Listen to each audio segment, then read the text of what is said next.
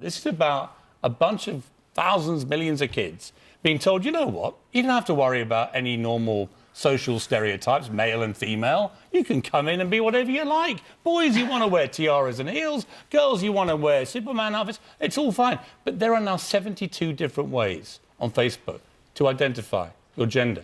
Are we going to allow the children of this country, literally, this is where this will go, to identify as anything they like? And what does that do to our society? I think the guidance from the Church of England is, it's entitled Valuing All God's Children. So really, it's about not necessarily them definitely wanting to transition, but at that primary school age when creativity and sort of self-expression is so important, not having these two defined camps of gender that force girls to have to choose. What is wrong with being male and female? I certainly wouldn't want to have it, you know, expected of me that I should like... I mean, I know I'm wearing pink, so that's not the greatest example. What are you identifying as today? Well, I'm not... I don't have any gender issues, so right. I'm... But what are you? I'm a woman. And you're wearing pink? Yes, but I could equally choose to wear blue. But why are you wearing pink?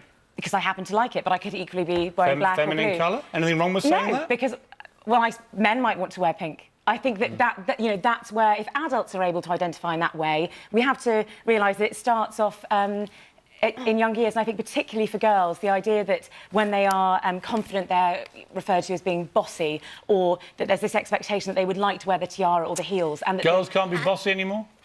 No, because boys are never referred to as bossy. Actually, boys would be leaders. Boys are often called bossy. It's complete nonsense. Absolute nonsense. There's been a 1,000% increase, Andrea, in the referrals of trans children in the past 6 years. The vast majority are teenage girls, who used to be a tiny proportion of cases, right? And it's believed that many are gay young women with autism, depression, or problems of anxiety. How can any of this help at all? I think that that you're right that it can't help. And what we're dealing here with is a very serious issue. It's a gender identity disorder, and we're seeing increasing numbers of those. And actually, a kind and caring and compassionate society would actually look at actually taking many of those children aside and dealing with the issue of a very serious problem, a gender identity problem. And as you've mentioned there, very often there are other comorbidities, such as anxiety, such as autism. Here's my point. When kids grow up, I've had 4 kids, right? They go through, before they go through puberty, and even particularly during puberty, when they come out the other end, they go through all sorts of weird... But the guidance from the church do say that it might be a stage, but it might be something more serious. No, but here's the thing. Why don't we just wait for these kids to be of an age where they've gone through all that stuff? Because some feel it incredibly early on. But how many more are now feeling it because they're being encouraged? Yeah, but more and more kids are now being encouraged to feel this. It's like it's become this new fad. No, I think that's almost like I want to be transgender, and so do my friends. If people are coming out as gay around you, that's going to encourage you to become gay. It's not about sexuality, but being gay was about sexuality. This is about identity and who you are. This is partly about sexuality, because this is about allowing children and supporting them to accept their own gender identity or sexual orientation.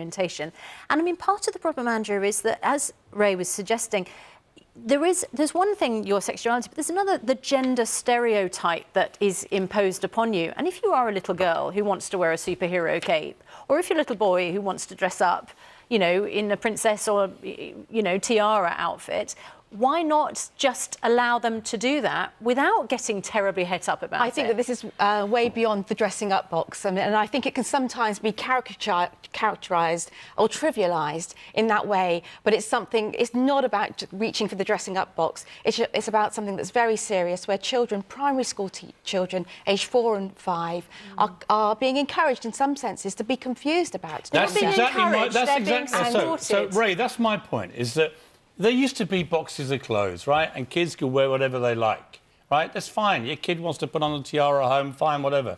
This is about the Church of England laying down specific teaching now that this is all about gender identity. Can I say that? These kids, I've got a 6-year-old girl, she's 6 next week. She doesn't know what gender identity is, yet these kids are 5 and now being teachers. Take a 5-year-old child. Hey, What are you identifying as today? How are you feeling? Do you feel male that's today? That's the language Do that you we're feel using female? in an adult context, but that's not how it would then be transposed down to children. It's about allowing them to play with the things that they feel, you know, What about compelled giving and kids- drawn what about to. judgment And, yes, about and we it? don't have Oh, to. it's not about judgment. It's about having some sort of boundaries. No, it's Why? about exactly. Where and would I you think impose the All right, boundary? you've got 3 sons, right? There are 72 ways they can currently identify their gender. Good Are you for them. happy? Good for them? Yes. Really? Here's what's happening. There have been documented cases now of male rapists in prison identifying as women so they can go to women's prisons, where guess what?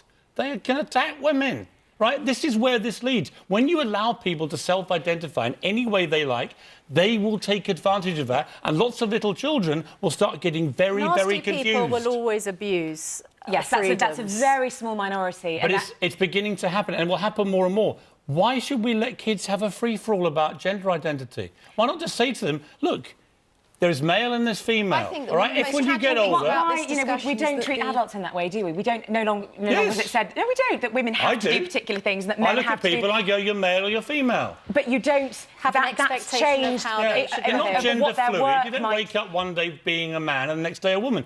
We allow it now because you're not allowed to say it's ridiculous. But you wouldn't stereotype necessarily the personality of somebody or Exactly the right. traits that they might have. Or the Andrea, job that they sorry, might do you were based on going to. gender. You were about to say. I was going to say that I think that it's absolutely tragic that the Church of England should, in this report, be seeking to ape the culture rather than taking the opportunity to set forth the great and glorious hope that is found in the Bible, that is found in their document, that we're all made in God's Okay. image, male and female. We've got to leave it there.